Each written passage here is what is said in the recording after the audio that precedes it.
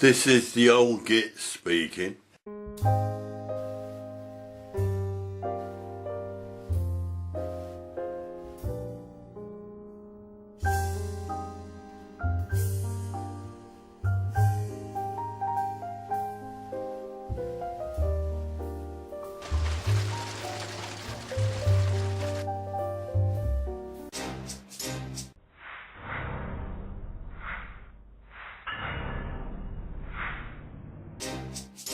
It was life-changing, no question.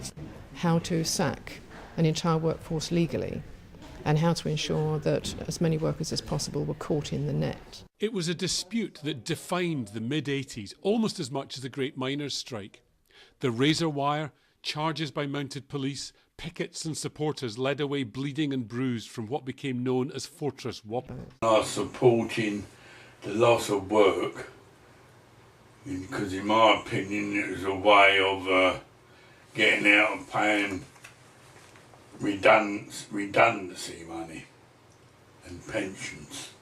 So you came out to support the fellow printers with Wapping. Yeah. Because your union, as a union member, you were dragged into it anyway, really, weren't you? Yeah. What does it mean when they say you were father of the chapel? I was FOC of the Sporting Life, which was part and parcel of the Daily Mirror group in Fleet Street. Tom Harrison and Billy Wells, union reps of the Federated House Chapel of the Daily Mirror. Maxwell took us to court, and Tom Harrison and Billy Took the Wells. union to court? Yeah, took the Tom Harrison and Billy Wells to court.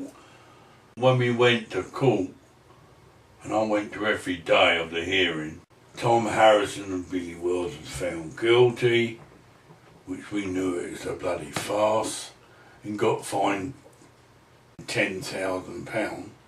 Who paid that? The union members the paid trade union, yeah. TUC. So he's trying to basically, because we know the truth now, he's trying to shut them down because he's about to be exposed, isn't he? Yeah, but see, the paper, the newspaper, that's the Daily Mirror, and wasn't at all harmed. It still carried on. But because the Thatcher government was, if you were a trade union member, you were guilty before you even went up for trial. Yeah, well, she was trying to eliminate unions, saying that they were too powerful. That's right, trying to eliminate it was the trade stopping union. Government from doing their 5, 10, 20-year mandate, wasn't it, basically? She was trying to destroy all trade unions. Yeah, because they had too much power. Yeah, that's what she was doing. Yeah, and she did. Yeah. Next. Yeah. Yeah, so then what happened? And then went back to continue work. In the meantime, Maxwell tried a new paper, evening paper, to oppose the Standard. Anyway, I got thrown over there. I had to do it, but I said I'm not going over until I get an agreement that if the paper fails, I go back to hot metal, go back to the Daily Mirror section, which was signed. Lucky it was, because when it closed down, I went back to the Daily Mirror, Sporting Life, Daily Sunday People, Sunday Mirror. So where were you working out of then? In Fleet Street. Still in Fleet Street? Yeah. So then why did you in the end take early retirement? Because eventually the new process was accepted, and all those that wanted to retire early could. Yeah, and you chose that because you saw evolution was coming and you didn't want to go. I realised that new technology. Yeah, you'd accepted it. I accepted it, and I got my members to accept. But then we had, from ACAS, that's the ones in between, the fighters for both sides. Yeah. Trying to get an mediators. Agreement. Yeah, that's right. ACAS was negotiating. Through them, I said, we're going to get a pension I wasn't so much personally I wasn't interested so much in redundancy. I was interested in long term, making sure we was getting a pension.